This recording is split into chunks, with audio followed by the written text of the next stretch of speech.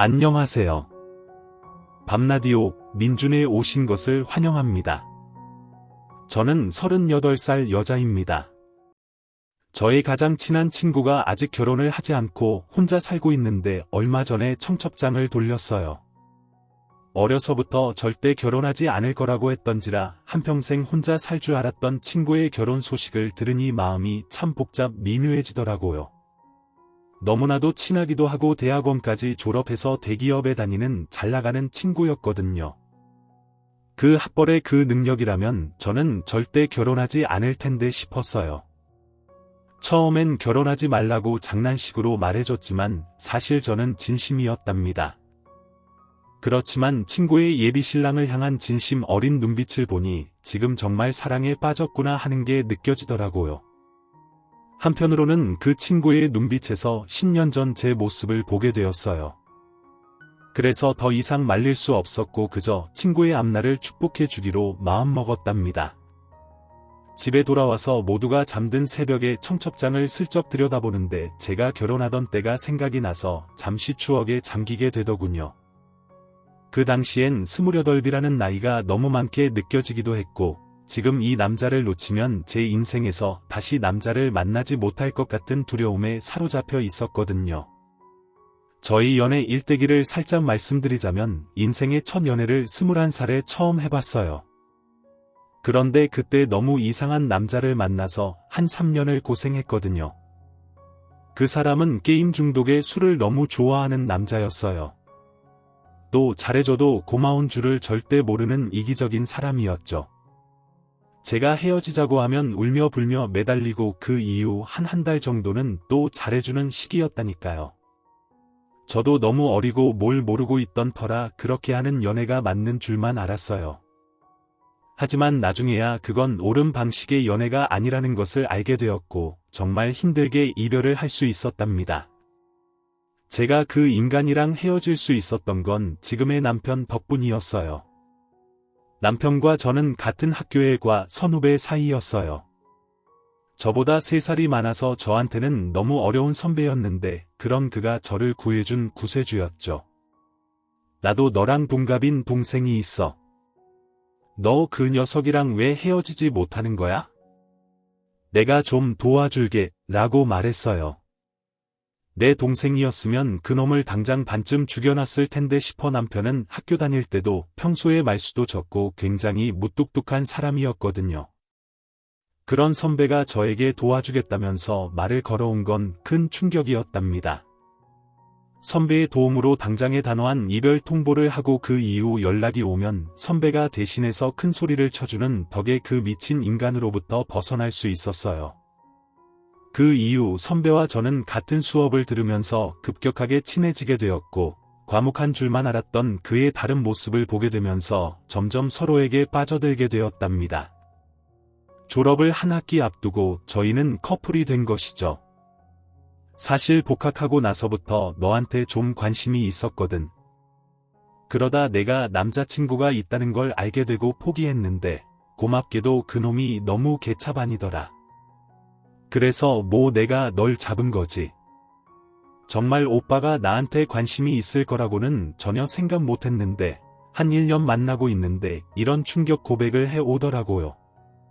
저한테 관심 있을 거라고는 전혀 생각하지 못했는데 깜짝 놀랐죠.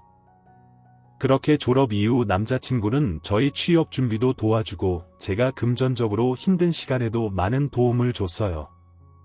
본인도 아르바이트 하면서 코가 석자인 와중에 저한테 쓰는 돈은 아끼지 않더라고요. 그렇게 저희는 비슷한 시기에 취업을 하게 되었고 캠퍼스 커플로 시작해서 직장인 커플로 이전과는 다른 연애를 하면서 서로 추억을 쌓아나갔답니다. 그렇게 3년을 꽉 채워서 연애를 하고 저희는 결혼을 하기로 마음먹었어요. 저희 둘 다 이제 어느 정도 회사에서 자리를 잡기도 했고 좀 더 안정적인 우리만의 울타리를 만들고 싶었거든요. 그에게는 저와 동갑인 여동생이 한 명 있었어요.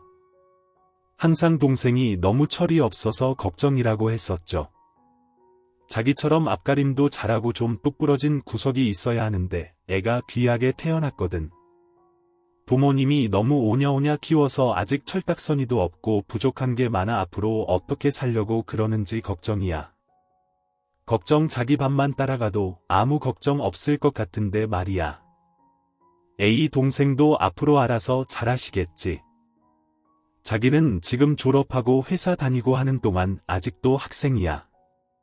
사스에서 겨우 들어간 학교인데 때때마다 무슨 놈의 휴학을 그렇게 하는지 취업할 생각이 전혀 없는 거지. 저와 동갑인데 아직도 학교를 다니고 있다고 해서 조금 놀랐어요. 하지만 각자의 사정이 다 다르게 있는 거니 그런가 보다 하고 말았죠. 그리고 남자친구는 말을 이어나갔답니다.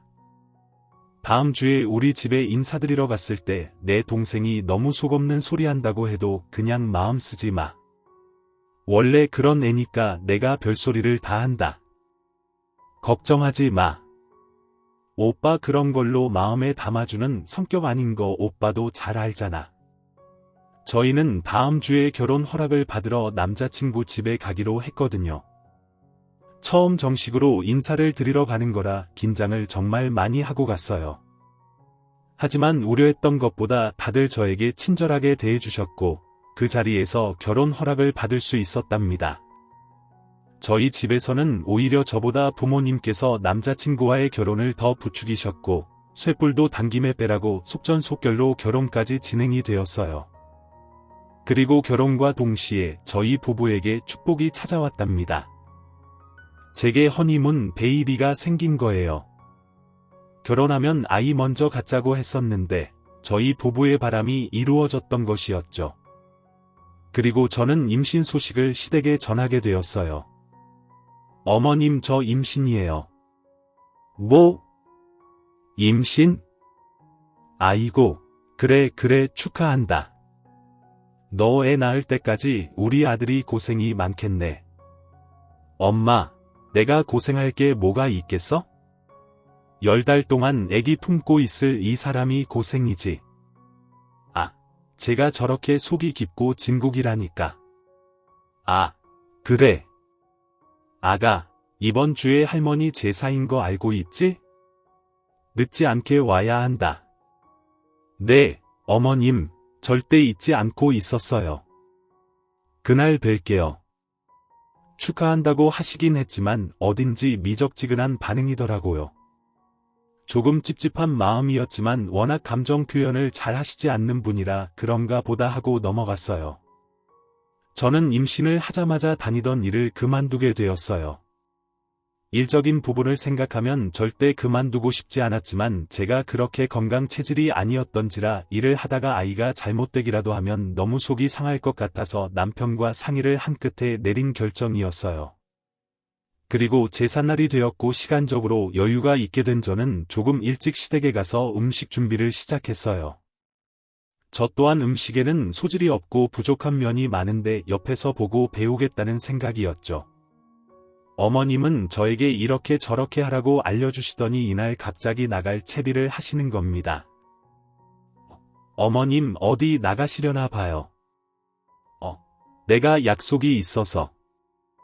내가 알려준 대로 준비하면 된다. 알았지? 그럼 하고 있어라. 예, 어머님 다녀오세요. 저는 제가 음식 준비를 하고 있으면 신우가 올 줄 알았어요.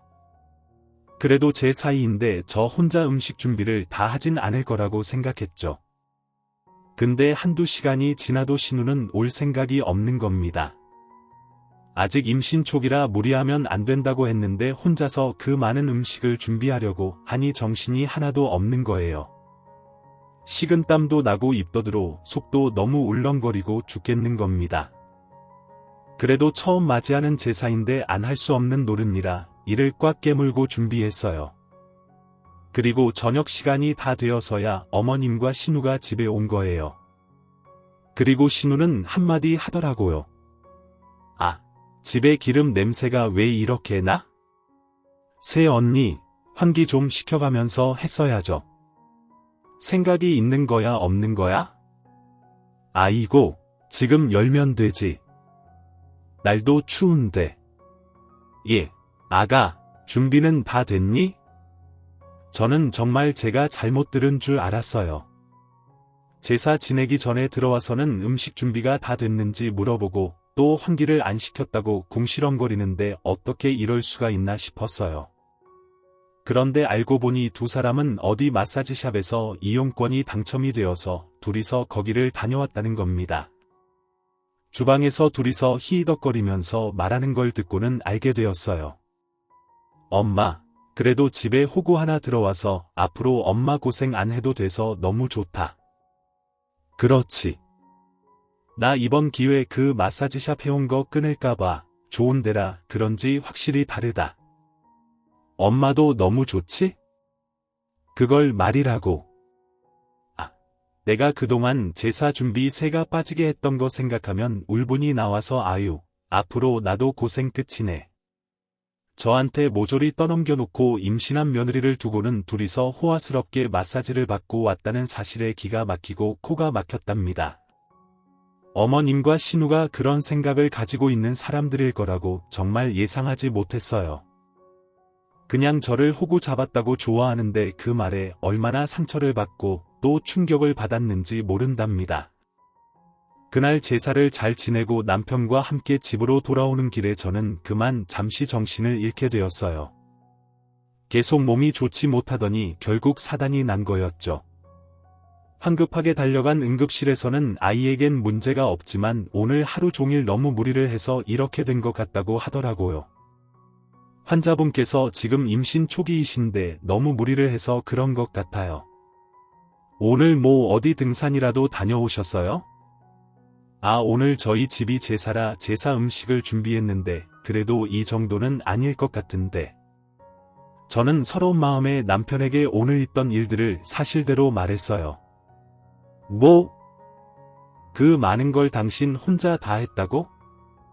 저는 흐르는 눈물이 주체되지 않았고 남편은 화를 씩씩거리면서 내더니 어머니께 전화를 걸어서 따지는 거예요. 엄마, 어떻게 그러실 수가 있어요? 몸이 약해서 일도 그만둔 애한테 그 힘든 일을 전부 시켰다고요. 얘 말하는 것 좀 봐라. 그럼 며느리가 집에 들어왔는데 내가 그걸 전부 다 알아서 해야 돼. 이제 나도 넘겨줄 때가 됐잖아. 그리고 내가 너 임신하고 혼자서 김장도 배추 포기를 한 사람이야. 네 할머니가 뭐 어디 하나 도와주신 줄 알아? 노인정 가서 맨날 화투나 치고 안 나도 다 해본 일이야. 어디서 엄살을 떨어? 남편이 한마디를 하자 오히려 더욱 적반하장인 거예요. 저는 제발 그만하라고 손짓을 하니 남편은 대충 마무리를 하고 끊더라고요. 결혼 전에는 정말 몰랐는데 신우와 어머님의 텃세 아닌 텃세가 너무 심한 거예요. 아이까지 임신한 저에게 어떻게 그럴 수 있나 싶었다니까요. 그리고 얼마 뒤 남편이 출근을 한 시간에 어머님과 신우가 저희 집으로 찾아온 거예요. 그리고 둘은 집에 들어오자마자 득달같이 제게 이러는 겁니다. 너는 우리끼리 있던 일을 곳에 네 남편한테 쪼르르 가서 다 일러 바치니 그렇게 나를 못된 시어미로 만드니까 속이 시원하냐? 내가 언니 저럴 줄 알았다니까. 엄마. 그러니까 굳이 잘해줄 필요가 없어.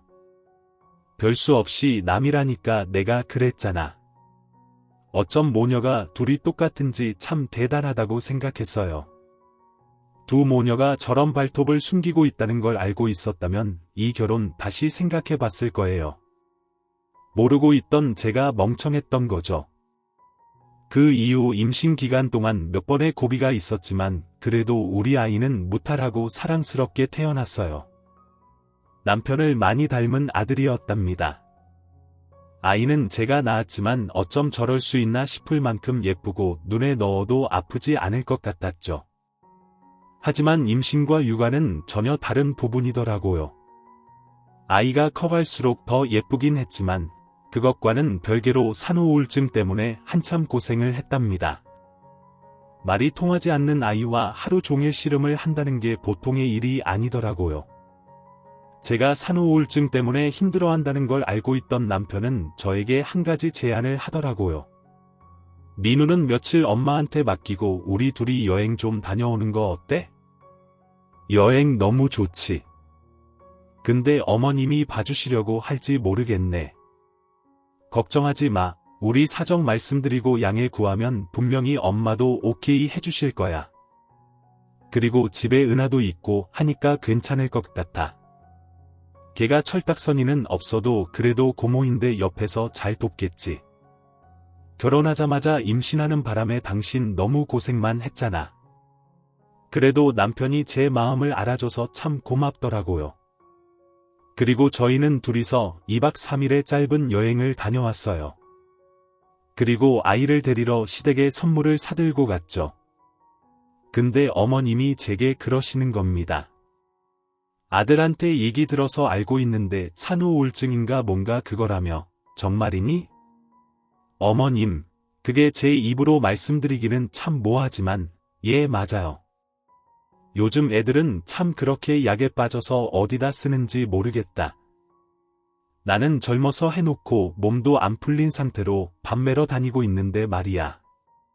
너는 산후조리원인지 뭐인지 거기도 한참 있으면서 젊은 사람들 아는 건 전부 다 하지 않았냐. 어머님의 말씀에 저는 할 말을 잃었어요. 그리곤 이어서 말씀하시더라고요. 네 남편이 따박따박 돈도 잘 벌어다 주고 너는 집에서 애 키우는 것 말고는 아무것도 아는 게 없는데 어떻게 우울증이 올 수가 있는 거니? 다 배가 불러서 하는 소리야. 약해들 빠져가지고. 엄마, 우울증이 실하잖아. 너무 그렇게 말하지 마. 또 오빠한테 엄마 흉볼라. 엄마도 알잖아. 옆에 있는 사람 쓰레기 만들어버리는 선수인 거. 아이고 그래 내 정신 좀 봐. 그걸 금세 잊었네. 애 보는 게 뭐가 그렇게 어려운지 모르겠네. 내가 민우 며칠 보니까 애기도 순해서 손도 안 가던데 새언니. 지난번부터 느꼈는데 엄살이 좀 너무 심한 거 아니에요. 제 친구들만 봐도 다들 무리 없이 애기 잘만 키우던데 언니만 유독 유난인 느낌이 좀 있긴 해요.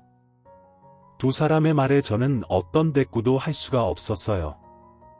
옛날 방식으로 생각하면 제가 절대 이해되지 않을 사람이라는 건 알고 있지만 지금 막 여행에서 돌아온 사람한테 그래도 잘 다녀왔냐는 한마디만 하면 될 일인데 그렇게 굳이 사람 속을 박박 긁다 못해 피가 나오게 해야 속이 시원했을까 싶어요. 말리는 신우이가 밉다는 속담은 괜히 있는 말이 아니었어요. 신우가 옆에서 한마디 거두는 게 훨씬 얄밉고 속이 뒤집히더라니까요. 저는 더 이상 시댁 식구들이랑 부딪히지 말자는 생각이었어요. 남편에게도 오늘 일을 말하니 그러더라고요. 당신, 우리 더 이상 신경 쓰지 말고 당신만 신경 쓰자. 내가 당신 옆에 있으니까. 엄마도 별수 없이 옛날뿐이라 요즘 사람들 이해 못하셔. 이번에 여행 가서 한 생각인데 그냥 내가 한 3개월이라도 육아휴직을 잠깐 쓸까 하는데 당신 생각은 어때? 돈도 돈이지만 당신 계속 힘들어할 거 생각하면 마음이 안 좋아서 남편이 거기까지 생각하고 있을 줄은 몰랐어요. 육아휴직을 쓰지 않으려고 일부러 제가 회사를 그만둔 것도 있었는데 먼저 그렇게 말을 해주니까 참 감동이더라고요. 그리고 남편은 육아휴직을 3개월 쓰게 되었어요. 그리고 얼마 뒤 신우가 저희 집에 뭘 가져다 주러 잠시 들렸는데 집에 자기 오빠가 있는 걸 보고 화들짝 놀라더라고요. 오빠가 이 시간에 어떻게 집에 있는 거야? 오늘 연차 쓴 거야? 그게 네 새언니가 너무 힘들어해서 육아휴직 썼어. 길게 쓴 거 아니니까. 괜히 엄마한테 말하지는 말고 엄마 하셔봤자 좋을 거 없으니까 알겠지. 새언니는 좋겠네. 힘들다고 말만 하면 여행 데리고 가지. 육아휴직 써가면서 같이 해봐주지. 오빠도 참 대단하네. 신우가 남편이 육아휴직을 쓴 걸 알게 됐으니 좋은 꼴을 면하긴 힘들겠다 생각했어요. 아니나 다를까 그날 저녁에 어머니께서 저희 집으로 불쑥 찾아오신 겁니다. 당황한 저에게 말하시더군요. 아니 애 하나 키우는 게 뭐 그렇게 대수라고 남자를 휴직하게 만들어 너는 생각이 있는 애니 없는 애니. 엄마 그만하세요. 그리고 휴직한 건 저한테 뭐라고 하셔야죠? 제가 원해서 하게 된 휴직이에요. 이 사람한테 뭐라고 하지 마세요? 아들 너 가만히 있어. 너는 남편이 휴직한다고 하면 절대 안 된다고 말릴 생각은 하지 못하는 게니. 남자 앞길 막을 일 있어. 요즘 뉴스 보니까 남자가 휴직하면 진급길 막힌다고 하던데 너는 거기까지 생각하지 못하고 일을 이 지경으로 만들었지.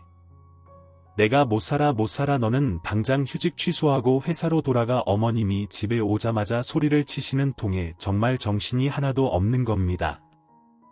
그냥 기절하고 싶은 마음이었어요. 남편은 어머님이 떠나신 뒤 저에게 더 이상 자기 집 식구들이랑 최대한 마주치지 말자고 하더라고요. 오죽하면 남편이 저한테 그러겠나 싶었어요. 그 이후 저희는 몇 년간 꼭 필요한 연락이 아니면 잘 만나지 않고 지냈답니다.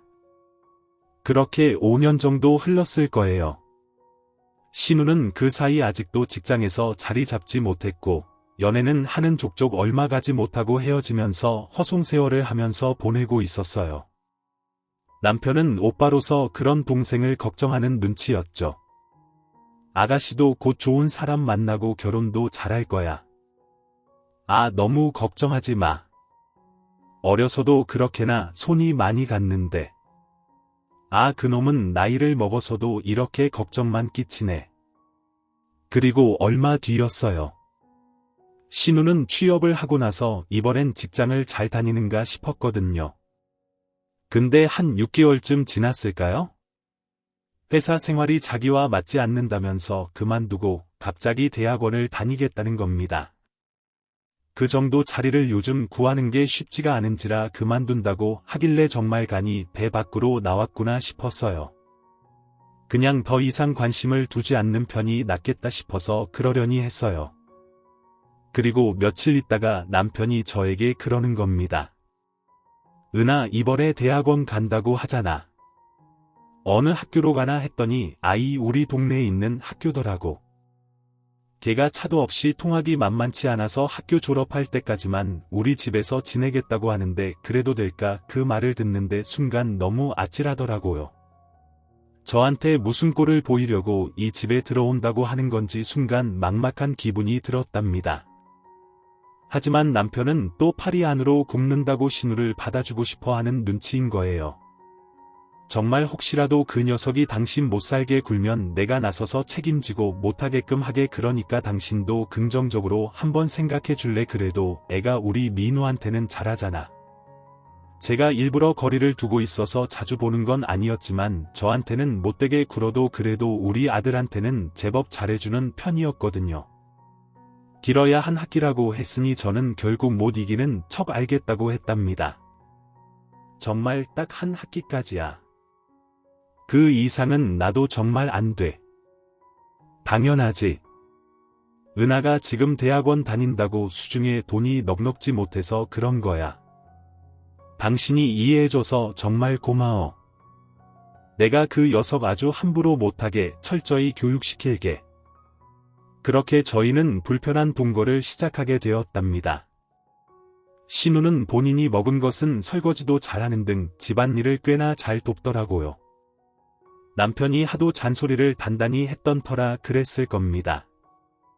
하는 척이라도 하지 않으면 지도 곤란했을 테니까요. 그리고 한 일주일 지났을 때였을까요? 자기 오빠가 더는 본인의 행동을 감시하지 않는다는 걸 눈치채고 그때부터는 다시 본색을 보이는 거예요. 남편이 업무 특성상 출장이 잦은 편이었는데 남편이 집을 비우는 날이면 저에게 시집살이를 그렇게 시키는 거예요. 한 번은 제가 빨래를 잘못했다면서 옷이 이염이 된 걸 물어내라고 하고 난리가 났었어요. 새언니 내가 이거 이렇게 빨면 안 된다고 누누이 말했잖아요. 이거 옷이 왜 이런 건데요? 아 이거 아가씨가 빨래통에 넣어놨잖아요. 그리고 저한테 그런 말 한 적 없는데 무슨 소리를 하는 거예요? 이거 딱 봐도 다른 옷이랑 같이 빨면 안 되는 거 몰라요? 빨래하기 전에 골라내고 했었어야지. 이게 뭐야? 눈이 있으면 여기 한번 읽어봐요. 손빨래 해야 한다고 적혀 있잖아요. 그럼 나한테 미리 말을 했었어야죠. 그만 소리 지르고 이리 내봐요. 복구할 수 있는지 한번 보게요. 왜 나한테 미리 말했어야 했네 만에 이런 건데요. 내가 새언니 아랫사람이에요. 그리고 이걸 새언니가 무슨 수로 복구한다는 건데요. 어떻게? 비싼 건데 진짜 속상해 죽겠네. 자기가 저한테 조심해서 세탁해달라는 이런 방구의 말도 없었으면서 괜히 저를 쥐 잡듯이 잡는 겁니다. 너무 황당했어요. 손빨래가 필요하면 미리 말을 하던가 그리고 나이가 몇 살인데 본인이 스스로 해야지 그런 것까지 제가 해줘야겠냐고요. 일을 그르친 건 본인이면서 저에게 서열 정리를 해가면서 수직적으로 찍어 누르려고 하는 그 꼴이 너무 황당하고 어이가 없었답니다. 그런데 이건 정말 작은 시작에 불과했어요. 이 일이 있고 나서 시어머니가 저희 집에 쫓아오신 겁니다. 그리고 자기 엄마한테 우는 소리를 하는데 미치고 팔짝 뛰겠는 거예요. 아예 우리 딸이 얼마나 속상하면 나한테까지 전화를 했겠어? 집에서 먹고 노는 애가 이 빨래 하나 제대로 못하는 게 어디 자랑할 일이야. 어딜 봐도 손빨래 해야 하는 걸 그냥 냅다 돌려버리고 이게 뭐하는 짓거리야. 이래서 없는 집 애들을 집에 들이는 게 아닌데 네가 이런 비싼 옷을 본 적이 없어서 그렇구나. 엄마 맞네. 맞아. 새언니가 이런 비싼 재질의 옷을 어디서 봤겠어. 우리 집에 처음 인사 오던 날 입고 있던 옷 생각나지? 나였으면 쪽팔려서 그런 옷 절대 못 입을 텐데 철판도 두꺼워. 그래 그때 생각난다. 생각나. 아이고 나는 어디 마실 나갈 때도 그런 거 안 입을 텐데. 그래요. 아가씨 제가 실수한 거 인정할 테니까 두 분 다 그만하시면 안 될까요? 엄마 저것 봐. 오빠만 없으면 나한테 저렇게 명령질이라니까 아주 무서워 죽겠어. 얘 너 어디 손이 사람한테 명령질을 하고 앉아있어. 아주 다시 한 번 더 이러기만 해. 그땐 진짜 호되게 혼날 줄 알겠어. 어디 기세등등해서 어깨를 쭉 펴고 싸가지 없이 두 사람이 저한테 쌍으로 난리 부르스를 부리는데 너무 황당해서 더 이상 할 말이 나오지 않더라고요. 신우가 저희 집에 온다고 했을 때 이런 상황을 예상하지 못했던 건 아니었지만 그래도 이만큼이나 빨리 일이 터질 줄은 몰랐다니까요. 남편에게 이야기를 해봤자 어머님의 화만 돋구게 될 것 같아서 그냥 말하지 않고 있었어요. 그리고 얼마 뒤 남편은 출장에서 돌아왔어요. 그리고 그날 밤 신우는 빨래를 저에게 휙 던지며 말하더라고요. 새언니 이번엔 잘 보고 세탁해요. 알았어요. 아무튼 지난번처럼 또 그랬다면 봐요. 진짜 가만히 있지 않을 거니까요. 알았어요. 저한테 완전 갑질하면서 말을 하는 겁니다. 그런데 베란다에 있던 남편이 이 이야기를 들은 거예요. 그리곤 신우에게 말했죠. 너 네 새 연니한테 말버릇이 그게 뭐야? 그리고 뭘 또 지난번처럼 그런다는 건데 나 없는 동안 무슨 일 있었어? 오빠 거기 있었어. 아니 별일 아니야. 신경 쓰지 마.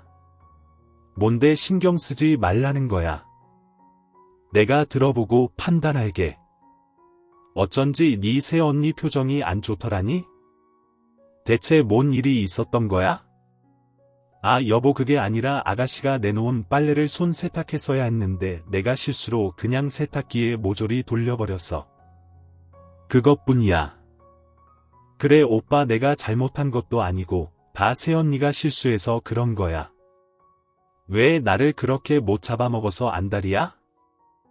야 임마 새언니가 네 손빨래까지 해줘야겠어. 손빨래가 필요한 게 있으면 직접 해야지. 그걸 왜 새언니 탓을 해? 네가 어린애도 아니고 말이야. 너 연니한테 사과해. 오빠 나 지금 논문 쓰느라 바빠서 직접 못한 건데 정말 너무한 거 아니야? 네 새언니는 학교 다닐 때 시험 기간에도 알바를 한 번도 안 빠지고 다니면서 학교 다녔어. 30도 훌쩍 넘긴 애가 언제까지 그렇게 어린애처럼 굴 거야? 내가 못 살아 정말. 너 설마 엄마까지 대동해서 새언니 되게 한 건 아니지? 아니거든. 오빠랑 얘기하기 싫어. 남편이 대신해서 신우이를 혼내주니까 얼마나 속이 시원했는지 몰라요. 신우가 방으로 휙 들어가 버리고 저는 시어머님이 오셔서 제게 어떻게 굴었는지까지 다 말을 했어요. 당신 그런 일 있었으면 나한테 진작 말을 했었어야지. 혼자서 그렇게 속 그리고 있었던 거야. 저 녀석 아직 철들려면 멀어도 한참 멀었다. 미안해. 여보. 엄마가 갑자기 불쑥 찾아와서 당신도 정신이 하나도 없었겠다. 아이 또 얼마나 당신을 들들 볶았겠어. 나 정말 너무 서럽고 속상해서 그래도 여보가 내 마음 알아줘서 좀 풀려. 또 그런 일 있으면 나한테 곧장 얘기해. 내가 이 집에 있는 동안 저 녀석 버릇을 아주 싹 다 고쳐놓을 거야. 가장 가까운 남편이 너무 든든하게 제 편에 서서 이야기해주니 참 고맙고 좋더라고요. 그 이후로 신우는 잠잠한가 하면 한 번씩 사람 속을 뒤집어 놓았고 그럴 때마다 남편이 나서서 잔소리를 해줬어요. 어머님께도 직접 전화를 해서 이런 식으로 말을 해주었죠. 엄마 이 집에서 있는 일은 제 선에서 해결할 테니 관심 끄시고 여기 연락 없이 찾아오지도 마셔요. 엄마가 은하를 그렇게 오냐오냐 하시니까 저 녀석이 아직도 차이 안 들어서 저러는 거예요. 남편이 이런 식으로 아예 어머님이 이 집의 일에 관여하지 못하게끔 원천봉쇄를 해주니까 그나마 지낼만 했답니다. 그렇지만 어머님의 호통을 전부 피할 수는 없었어요. 한 번씩 전화를 하셔서 얘기하는 걸 들어보면 우리 집에서 무슨 일이 일어났는지 전부 알고 계시는 겁니다. 신우가 싹 다 일러 바치고 있는 거였죠. 저는 그런 전화를 받을 때마다 속으로 생각했답니다. 너도 어디 한번 너랑 똑같은 신우랑 시모 만나서 어디 한번 개고생해봐라. 그런 식으로 마음속으로 욕을 몇 번이나 하면서 스스로를 다스렸답니다. 한 번은 우리 아들을 학원에서 집으로 돌아오는 길에 동네에서 시호를 마주친 적이 있었어요. 분명 저와 눈이 마주쳤는데도 모르는 척을 하고 지나가더라고요. 저는 뭐지 싶었는데 그때 저희 아들이 고모를 불렀어요. 엄마 저기 고모다. 고모 우리 아들이 부르는 걸 분명 들었을 텐데도 못 들은 척을 하는 겁니다. 자세히 보니 옆에 누군가와 함께 있었는데 지금 새로 만난다는 사람인 것 같아 보였어요. 저는 그날 저녁 집에 돌아온 신우에게 물어봤어요. 아까 낮에 마트 앞에서 저랑 민우 보시지 않으셨어요? 옆에 있던 사람은 지금 새로 만나시는 분이신가 봐요? 몇 살이에요? 뭐 하는 사람이고요? 새언니는 저한테 지금 그런 걸 물어보실 낯이 있으세요? 아니 정말 남자친구 보는 앞에서 쪽팔려 죽는 줄 알았잖아요.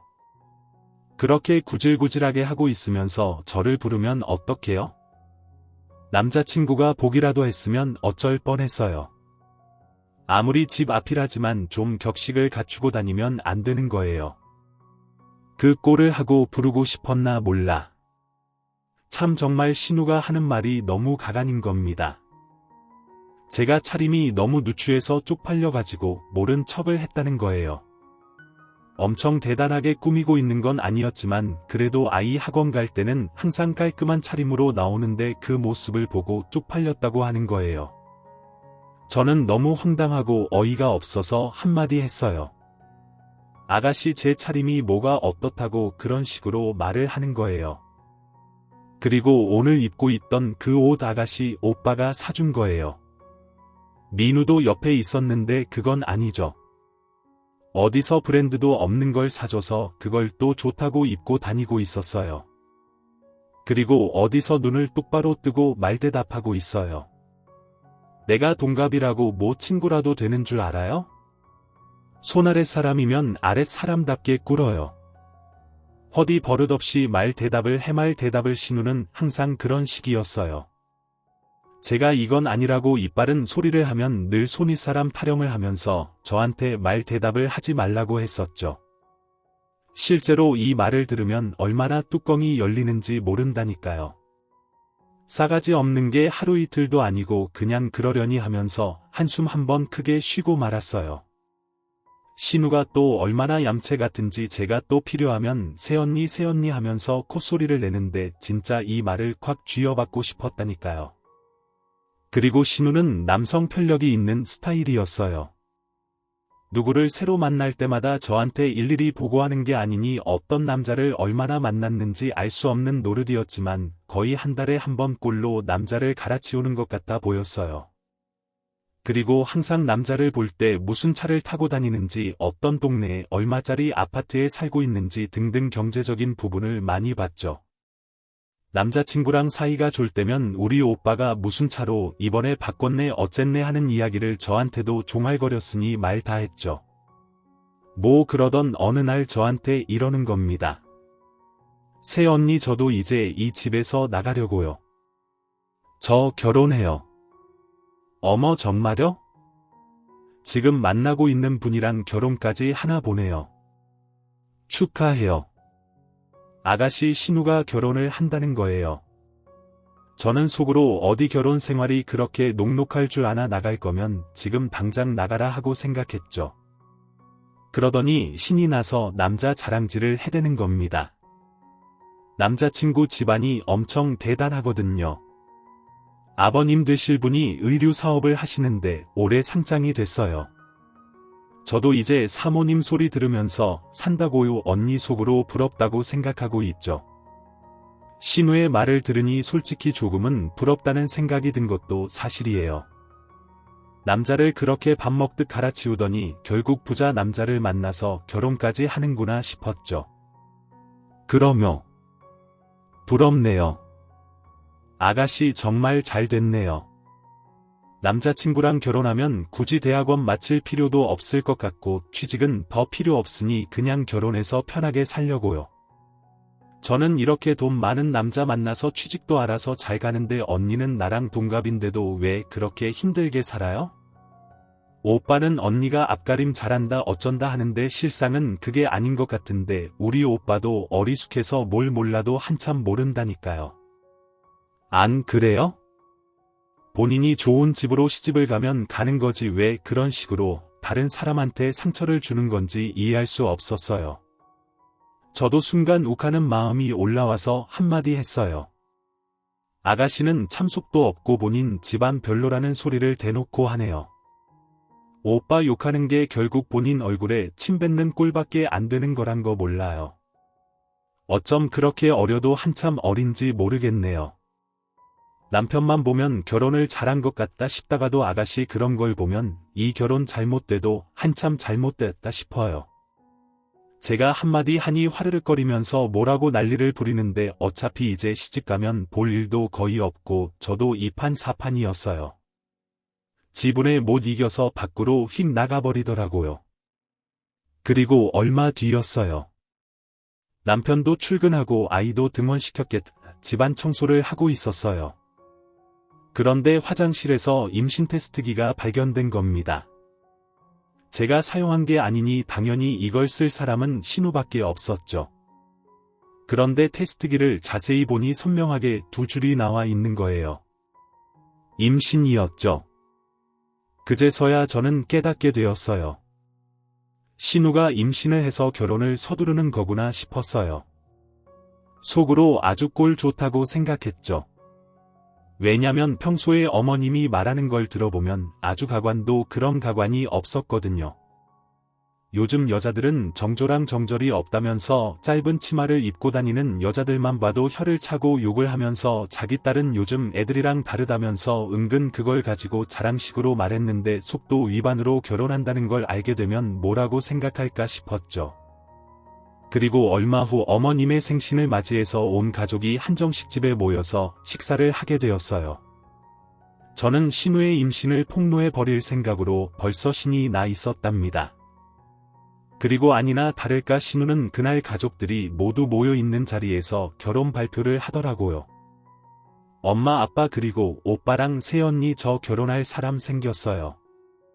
새언니한테는 귀띔을 살짝 했는데 의류 사업을 하는 집안이고 이번에 상장했거든요. 남자친구 집안에는 인사드렸는데 다들 저를 반겨주시더라고요. 조만간 인사 올게요. 축하해 주세요.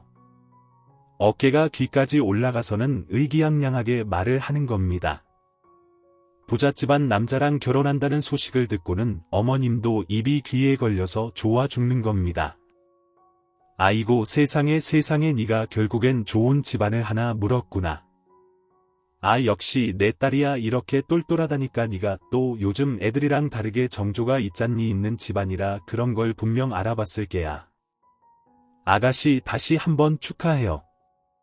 그런데 어머님 정준이 모니는 좀 아닌 것 같은데요. 아가씨 뱃속의 아기는 왜 말씀 안 하세요? 그거 먼저 축하받아야 할 것 같은데요. 너 지금 뭘 하는 거니? 뭐 뱃속의 아기 참나 어이가 없어서 아 우리 딸이 어떤 앤데 그런 말을 해 저의 폭로에 심오라는 인간은 아무것도 모르고 어이가 없다고 하시는데 그 순간 신우의 얼굴이 파랗게 질려버리는 겁니다. 그래서 저는 쇠기를 박을 생각으로 임신 테스트기를 꺼내 들었어요. 어머님 이게 요즘 나오는 임신 테스트기예요. 제가 쓴 건 아닌데 저희 집에서 이런 게 나왔더라고요. 그럼 이게 누구 거일 것 같으세요? 그리고 여기 선명하게 두 줄 보이시죠? 이게 임신이라는 뜻이에요. 이래도 정조가 어쩌고 하실 수 있으세요? 새언니 지금 뭐하는 짓이세요? 왜 남의 물건을 함부로 만드는 건데요? 이 은하야 아 너 지금 이게 사실이라는 거야? 너 진짜 임신했어? 신우가 눈물을 그렁거리면서 말하는데 얼마나 속이 시원하던지요. 그래서 저는 한마디 더 했어요. 아니 제 집에서 제가 청소하는데 쓰레기를 허락받고 봐야 하나요? 쓰레기통에 버려져 있는 걸 본 거예요. 아가씨 물건 뒤진 게 아니고요. 그제서야 시오는 나라 잃은 얼굴을 하고 망연자실해 있고 신우는 눈물이 터져서 자리를 빠져나가더라고요. 둘이 그렇게 쿵짝이 잘 맞아서 제 속을 뒤집어 놓던 걸 한 번에 복수한 것 같아서 속이 뻥 뚫리는 기분이었답니다. 그리고 어디 혼전 임신으로 하는 결혼이 순탄할까요? 물론 잘 지내는 집안도 분명 많지만 거기엔 엄청난 희생과 노력이 따르는데 제 손으로 속옷 빨래 한번 해본 적 없는 신우가 과연 얼마나 노력을 할 수 있을까 싶었어요. 그 후 울며 겨자 먹기로 상견례 일정까지 잡혔는데 신우는 제게 상견례 자리에는 오지 말라고 하는 겁니다. 새언니 그렇게 후줄근하게 하고 올 거 뻔하니까 그냥 오지 마세요. 새언니 차림을 보고 저도 그렇게 격 떨어지는 사람으로 오해받으면 어떡해요? 어떻게 잡은 사람인데 쪽팔리니까 오지 마세요. 알겠어요. 저도 어차피 그런 자리 가고 싶은 마음도 없었어요. 이왕이면 결혼식도 오지 말라고 해줬으면 좋겠는데 그렇게까지는 말을 안 하더라고요. 제 새끼를 뱃속에 품고도 그렇게 못되게 굴고 싶을까 싶었다니까요. 그러던가 말던가 저는 상견례에 가지 않겠다 했어요. 그런데 남편이 성화인 겁니다. 은하 걔가 심통 부리는 거 하루 이틀도 아니고 아 그래도 우리가 같이 가야 면이 잘지 당신 기분 나쁜 거 알겠는데 하루만 참고 같이 다녀오자 남편이 하도 같이 가자고 하는 통에 어쩔 수 없이 다녀왔는데 그날 먹은 게 체해서 죽는 줄 알았어요.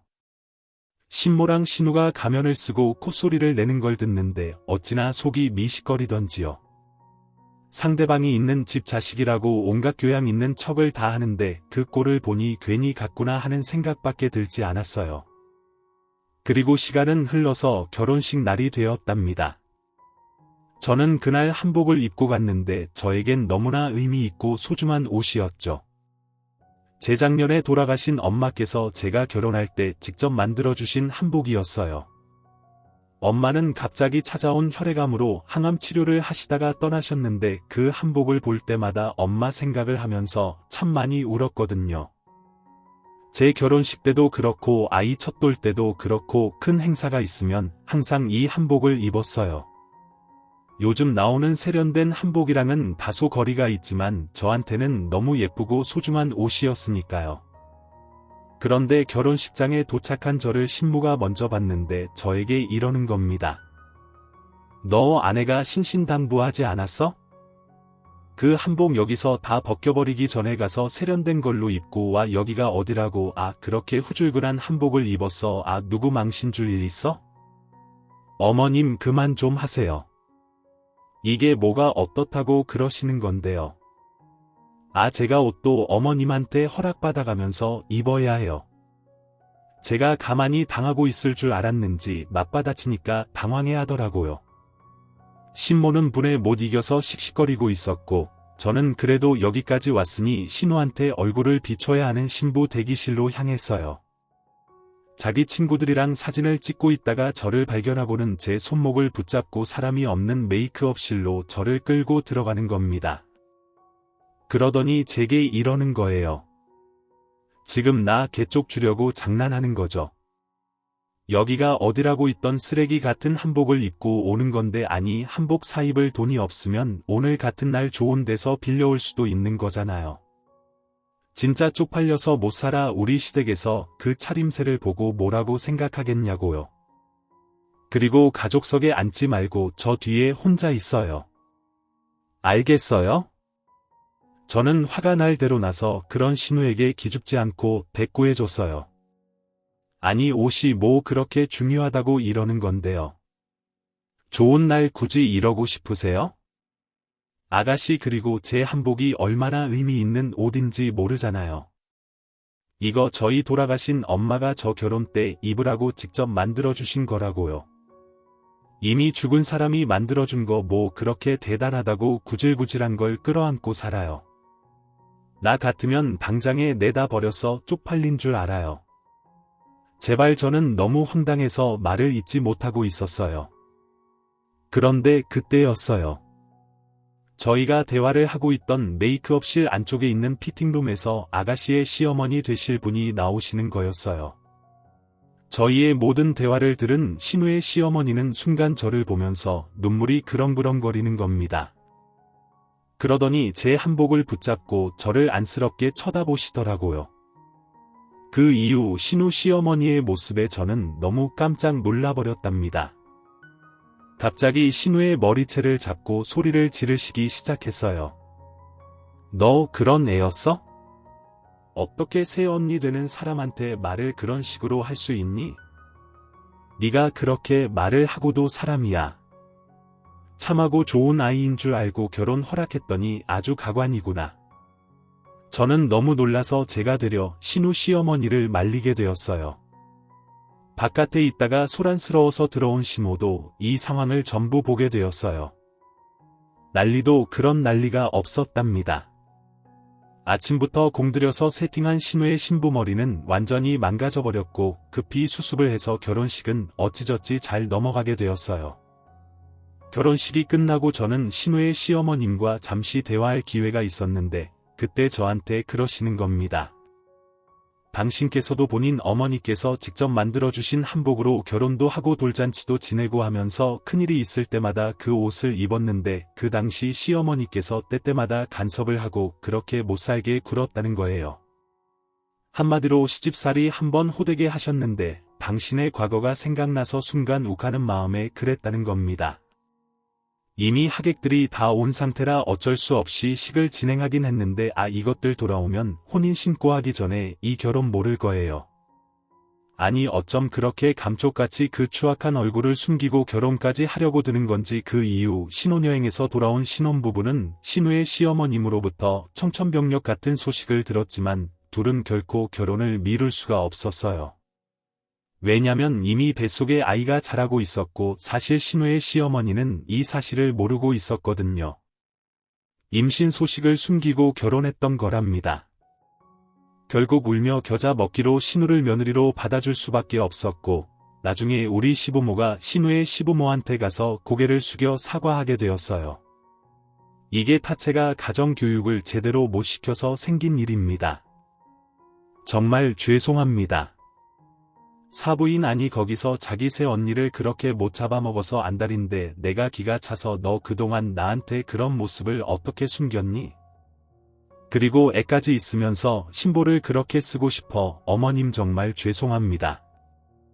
제가 입이 열게 해도 할 말이 없어요. 정말 죄송해요. 그리고 임신한 건 왜 숨겨? 너 나한테는 그렇게 네가 요즘 애들이랑은 다르다고 뭐 하더니 뭐 혼전 임신 가장치도 않다. 이거 완전 사기 결혼이지. 사기 결혼 사부인 그것도 제가 정말 죄송합니다. 제가 애를 잘못 가르쳐서 아이 나한테는 됐으니 너는 네 새 연니한테 미안하다고 사과라도 해라. 듣는 내가 다 서럽고 북받쳐서 너 그동안 네 새 언니 되는 분한테 줄곧 그래왔겠다. 어머님 정말 아니에요. 오해세요.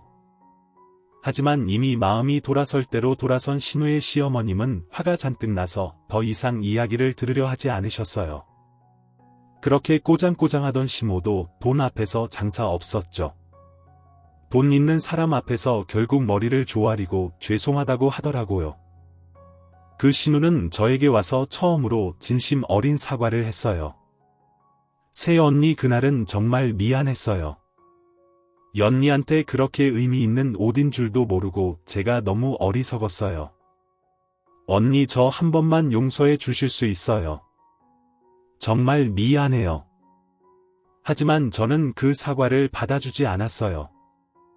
그 집에 가서 알아서 잘 살라고 대답해 주었죠. 신우의 사과를 받고 싶은 마음도 없었고 이제 와서 미안하다고 한들 저의 마음이 풀리지 않았거든요. 그렇게 속으로 너랑 똑같은 신우 만나서 고생해보라고 생각했었는데 심해부드는 분이 시집가지 않은 누나가 있었던 겁니다. 시댁에서 신접살림을 차렸던 신우는 정말 제 바람대로 본인이랑 똑같은 신우를 만나게 되었던 거죠. 시어머니는 그래도 점잖으셨는데 그 신우는 히스테리가 장난이 아니었던 거예요. 그런데 엎친 데 덮친 격으로 신우도 심해부도 O형인데 태어난 아이가 B형이라 집안이 발칵 뒤집혔다는 겁니다. 알고 보니 태어난 아이는 신우가 전 남친이랑 잠시 재회를 했을 때 생긴 아이였던 거죠. 결국 이 사실이 알려지고 신우는 아이를 데리고 영락없이 이혼을 당하게 되었어요. 그 이후로는 한참을 방황하다가 아이가 커가면서 정신을 차렸는지 지금은 작은 회사에 들어가서 혼자 아이를 키우면서 지내고 있답니다. 저를 그렇게 못살게 굴고 욕하더니 자기 애가 아프거나 하면 너무 급하다면서 저한테 종종 전화를 했는데 불쌍한 마음에 몇 번 도와주기는 했어요. 하지만 지금은 그마저 제가 연락을 받지 않고 있고 저와는 거의 인연을 끊다시피 하면서 지내고 있어요. 저는 그 이후 경력 단절을 극복하고 다시 취업을 해서 워킹맘으로 평범하게 지내고 있어요. 살다 보니 결혼을 괜히 했다 싶을 때도 있고 또 잘했다 싶을 때도 있는데 어느 한쪽으로 치우쳐서 생각하기 참 어려운 문제인 것 같아요. 그래도 다시 아가씨로 돌아가면 결혼은 하지 않을 것 같긴 하네요. 신우는 어쩜 저렇게 못된 말과 못된 행동만 골라서 하나 싶었는데 결국 이런 파국을 맞이하게 되더라고요. 그래서 평소에 마음을 곱게 써야 하나 봐요.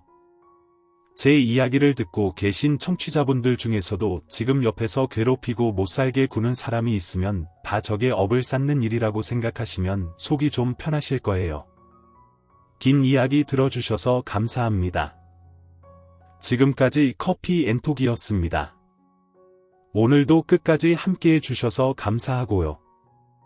다음 영상으로 또 찾아뵙겠습니다.